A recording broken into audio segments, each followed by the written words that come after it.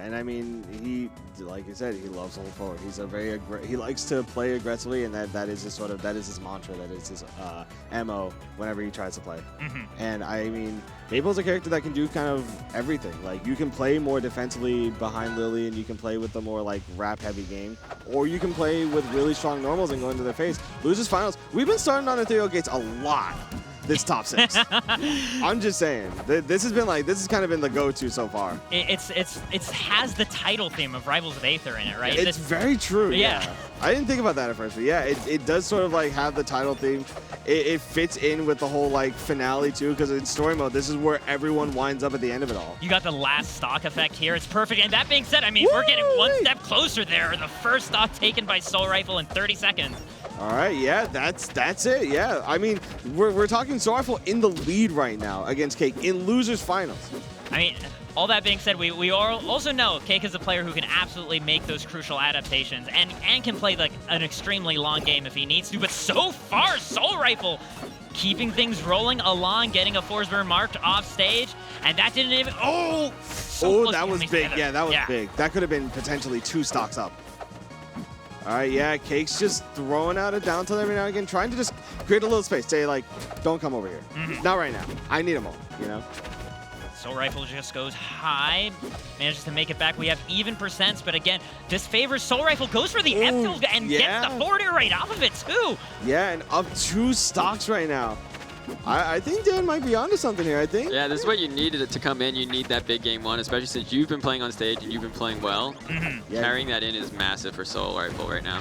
Yeah, especially since like Cake's just coming off of a loss to Sego, and Soulrifle's coming off of 2 3-0 wins back-to-back, and is staying on stage. He's oh my gosh, that was borderlining on a 3 stock. Good for Cake to stop the bleeding before it got way too serious. So this could be the start, because like we said before, Cake is never really out until it says game. And there we go. There's the juggles, but gets hit by that down B. You don't make losers run your career classic if you can't clutch out consistently.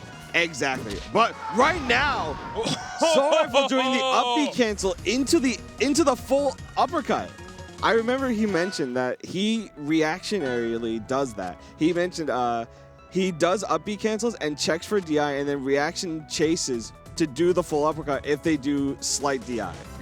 So in this case, like if they go full hard out, he'll go for something like a nair. But if he sees him like holding very slightly in, he'll up B cancel, reactionary, full uppercut, and clear them up off the top, because it will kill. And that's that was a strong 2 stock in game 1 from Soulrifle. Yeah. Like you said, putting himself on the board 1-0, being able to send such a strong message to end this rematch against Cake Assault, right? Like this could be it if he's able to keep that momentum going, if Cake doesn't snuff him out right here in this second game. Yeah. If you're thinking that Cake is your demon too, like you might have been cheering for Sego, Soulrifle on the side, or sorry, for Cake because you want to go Sego first, but honestly, you only have to beat Cake once could be huge, right? You don't have to do the reset on Cake. Exactly. Like there's less time for Cake to adapt to you. And in this case, like, I know deep down, I think Soulrifle really does want the run back, and I think that is really motivating him. Oh my God, the punish on the cape by just doing forward strong to get the wrap into an extension. Cake disengages, tries to get a whip on it there.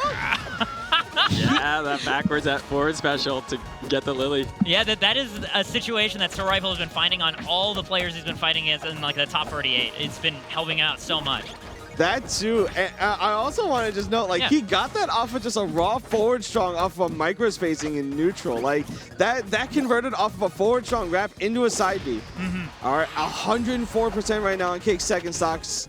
Soulrifle on just starting on his second one, but if there's one thing Forsburn has, it's damage output. He can do some really nasty things if he gets the opportunity to. Waiting away in the smoke and disengaging very quickly. It looks like when Cake Assault gets hit and manages to like get away, like he doesn't try to force the question again. It's like, let's play the long neutral, like, let's slowly work our way back into it, as opposed to have a frantic scramble where Soulrifle, with those incredible reactions you were talking about, Akashi, can absolutely win. Yep, and there's the fair spike, gonna do it up again in game number 2. Still a bit of a fragile lead because it is Maypul, and you can see right there, forward air into down strong, gonna do it. You know it. Completely even stocks now, a closer margin already for Cake Assault. Right now, this is looking grim. Again, like, Cake has just not been able to escape the tech chase madness that is Soulrifle right now. Every hit just leads to so much. He's maximizing off of everything that he's getting. Right there, nair into the edge, into the forward air. Still has the tether mark too. No air dodge left on Cake. Manages the touch ground. Once again, I got mixed. Up air. Against the, not the second one. This is so good for Cake Assault. This is the up strong. This is huge. This is his opportunity. Gets the cape, gets the tech off the cape, and Soulrifle finds his way back. Yeah, uppercut not gonna do it, but Cake off stage 139 with the mark on him too. Gets the parry, and there he... Oh, gets the... What are you doing, Soulrifle? No, the Lily on top of the platform was going to interrupt the up strong because he was already marked. Oh, okay. So he F-tilted to try and get him to go off like, the why side. not just down strong that? Yeah, and then he does it. Yeah, I do agree the down strong would have been the play. Yeah. But I think he thought, okay, maybe the F-tilt will be a DI mix-up, but still, he's there. 2-0 right now. Yeah. You could see that he is visibly just like trying to keep himself in the zone. He might be feeling very, very emotional. I know that he's talked about how he gets so viscerally loud because he's trying to get all that energy out of him. I mean, he's young.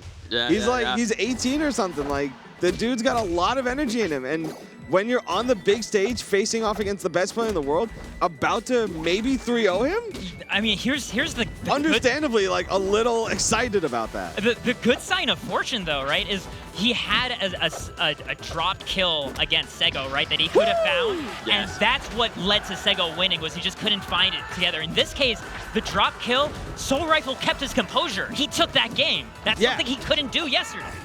And right now we're seeing a much different side of things. We saw Cake Assault take the first stock very, very cleanly, and the crowd came alive for that because, like, you never want to see the champion, like the king, go down like without a fight, you know? Yeah, Cake has only won one game on stage so far, which is crazy to think that now he's on his tournament life. Yeah, exactly. Like, he might be going out of this tournament with a 3-0.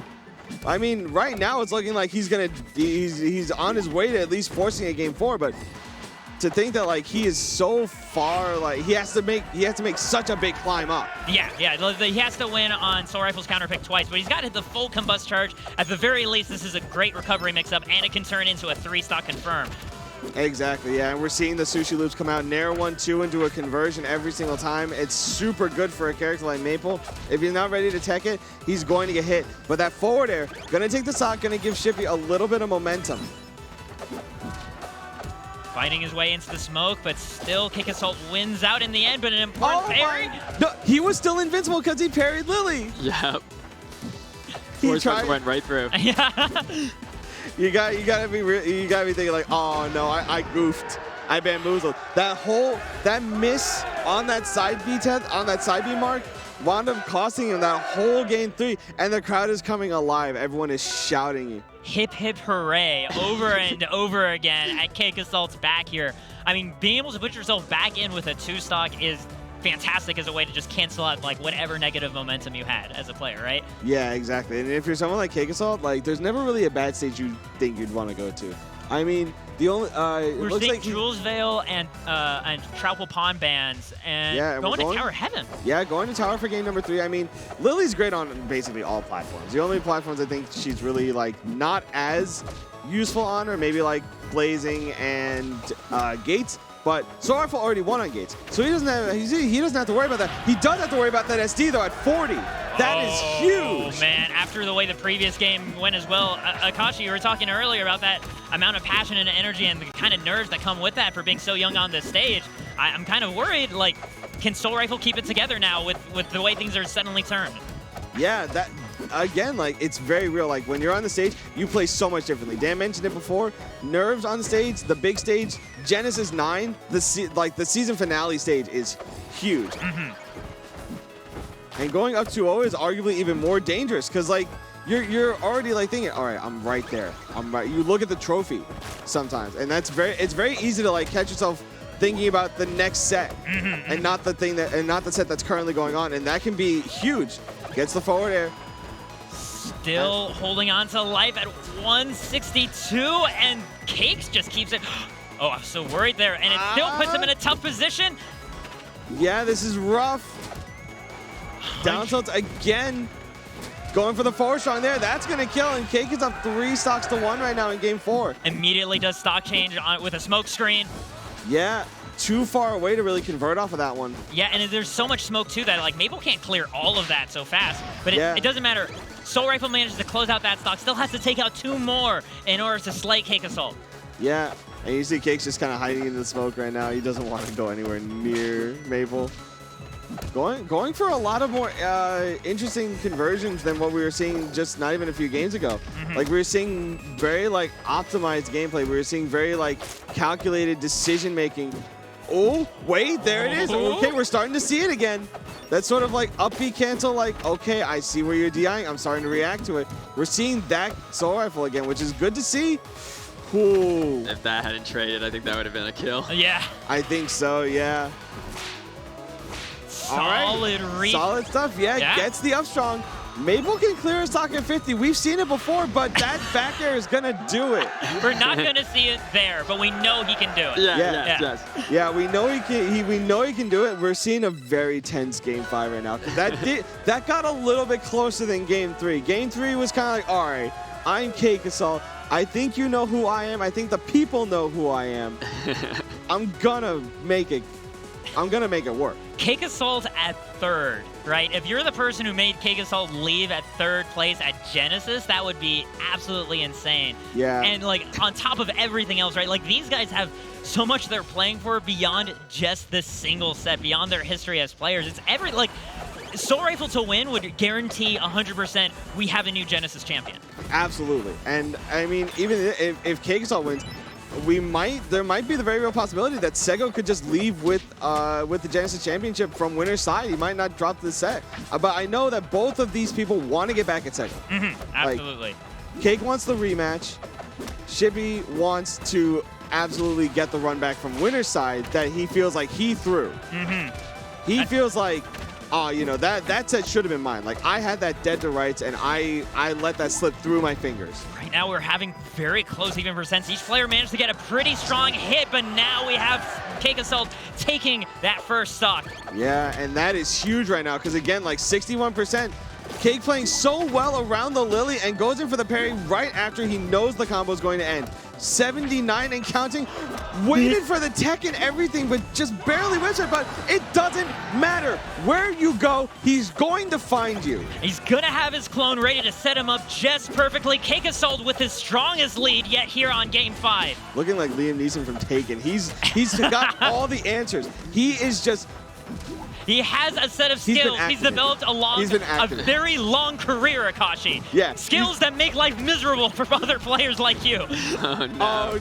Oh, there it is. The turn. He goes around and just down tilts him from the other side. This is looking like a grim 3-stock right now. Unless Soulrifle can do something to really make this work. There it is.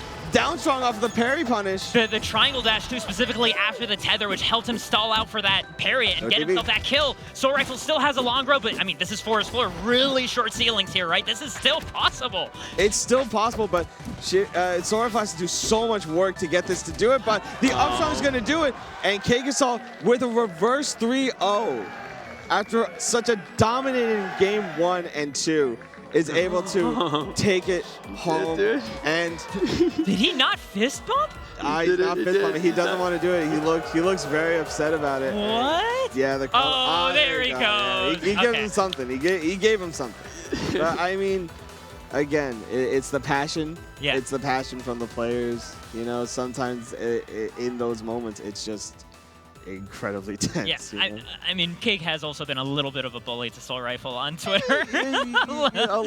Yeah, I mean, I can understand the little bit of the salt being there, but at the end of the day, that was a really well fought set. That's a crazy set. I mean, adrenaline is something. I mean, we do developer tournaments just in-house, and I know when I'm playing, like, if I make it far, I'm just, like, feeling it, and, like, to go from just completely dominating at the start and Cake able to slow things down and bring it back, you know, feeling all kinds of emotions, but 3rd place on this stage is still massive success to get here and just, you know, perform the whole year. The whole year Soulrifle's been able to get to that top echelon, get to those grand finals, and now all he's doing is he's working for that breakthrough, you know? Every match now is to get back to this stage and get first place. That's the only thing on his mind. He is pounding on that door, right, For sure. of being the champion of Rivals of Aether. Because like we see how quickly he dismantles pretty much everybody else in his path, right? It's really just these last names that he needs to scratch off that list. And I'm just excited to see like him continue to be hungry, right? If that hunger keeps going into this next season, I mean, Soulrifle can only get even more insane. Oh yeah, absolutely. I mean, again, like we saw right there, like those 2 games that he played, the first 2 games he had against Cake were just so like very clearly far and away like I am on it right now. And Cake just turned something on that Blazing Hideout game, and it just activated. I think he just was able to get more comfortable around Lily. I think he was able to move around against Soulrifle's Maypul just a little bit better. Like just play around, being able to get comfortable playing around Lily is huge because we saw it in Game 5. He was able to get that entire like 48% conversion on the left side, like with Lily just kind of chilling there and just vibing out, you know, just kind of hanging, like watching Maypul get messed up. Yeah. Real friend. I mean, we can take a look at some of those moments and the changing tides of this set with these replays. Yeah, yeah. Because to start us off with, right, like this was looking like Soulrifle's set. We had Cake at such a high percent into the beautiful confirm right there, right? And the same story on Swampy Estuary, 170 into just a clean parry on the teleport to close things out. And so much emotion from Soulrifle, tasting finally a potential to take a set off of Cake Assault this season. And then this is the Blazing Hideout set, like you were talking about, Akashi, where we see that slowdown in terms of how big the margins were and in Cake's favor, too. Yeah, and we saw right there, like Game 4, like he was starting to bring it back a little bit more, but Cake was just able to kind of clean it up and stay pretty professional. And right there, dash tag catching, and then the cape up strong, full conversion right there is just gonna clean it up.